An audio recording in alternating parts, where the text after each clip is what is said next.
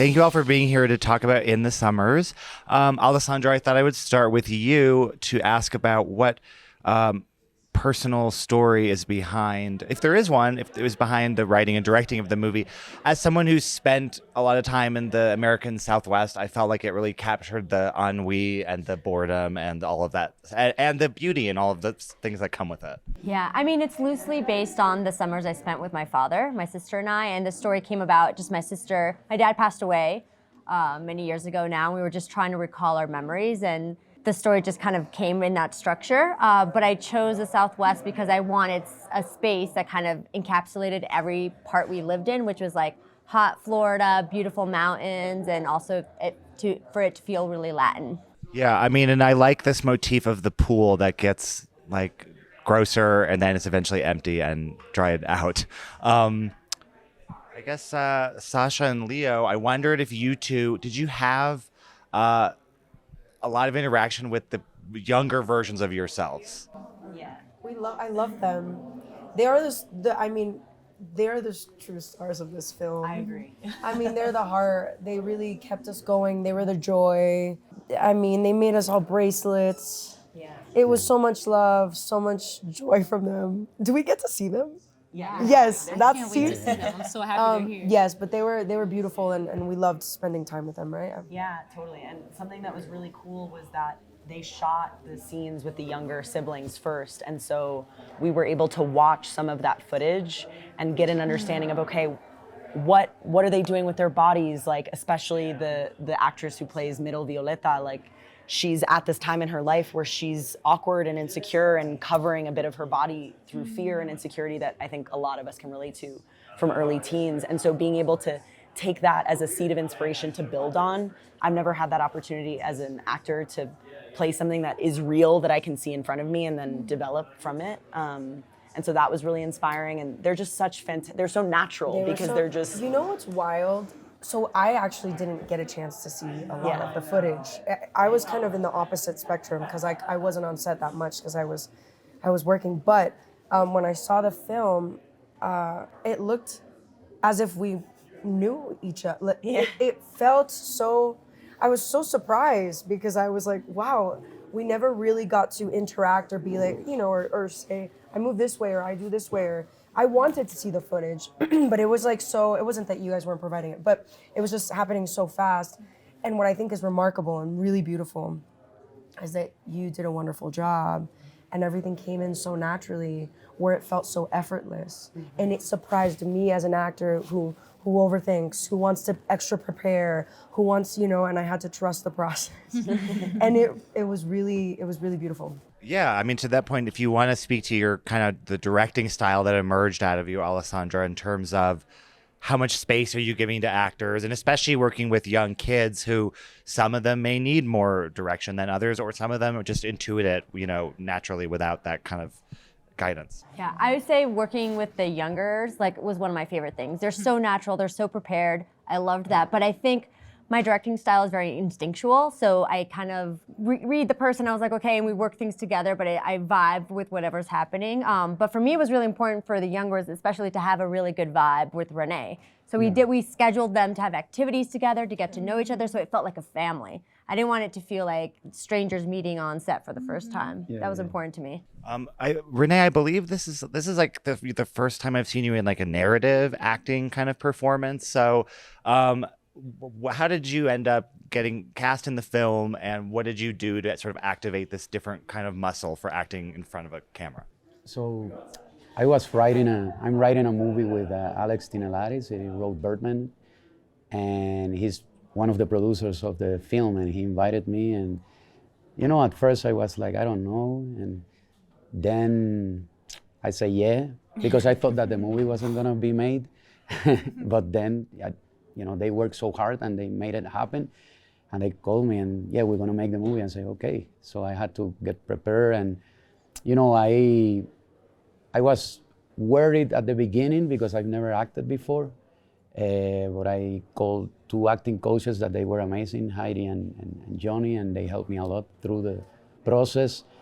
And I was saying earlier that I felt something inside while I was acting that I I feel that sometimes in certain songs when I'm performing in front of a crowd, and I loved it, you know, and I loved, and working with these people that they have so much experience, you know, it helped me also.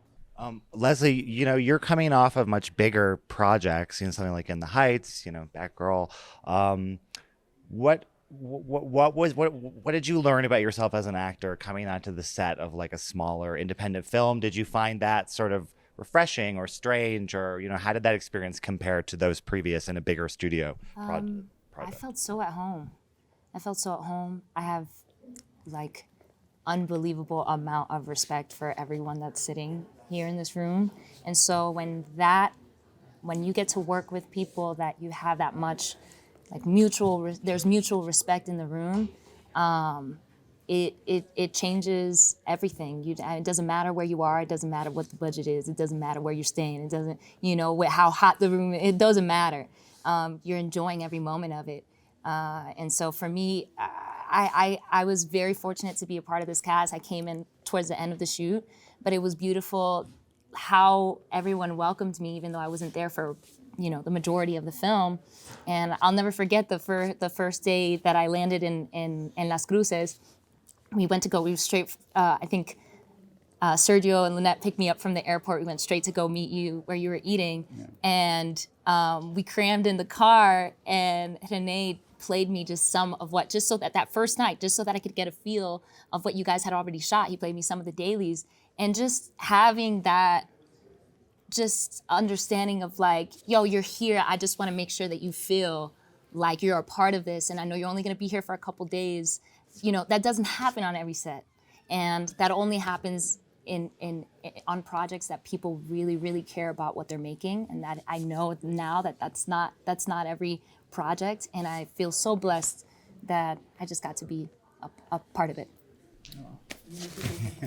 Alessandra, you were saying a minute ago that that you're so proud of how Latin the movie feels, you know, and we see that represented in the, you know, on camera and so forth as the audience.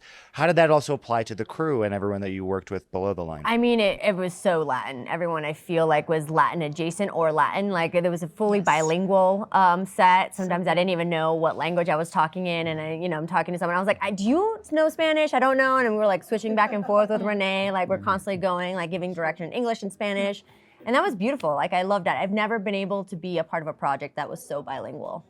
Leo and Alessandra, you could speak to this too. What I really liked about this movie and Violetta is that Violetta's queerness is sort of presented very like nonchalantly, and there's not a lot of like pain or insecurity or trauma about it all. And like the word queer is really only, I think, even used in that moment where Violetta's like, have you ever had queer sex before? Yes. And so I wondered, like, what struck you?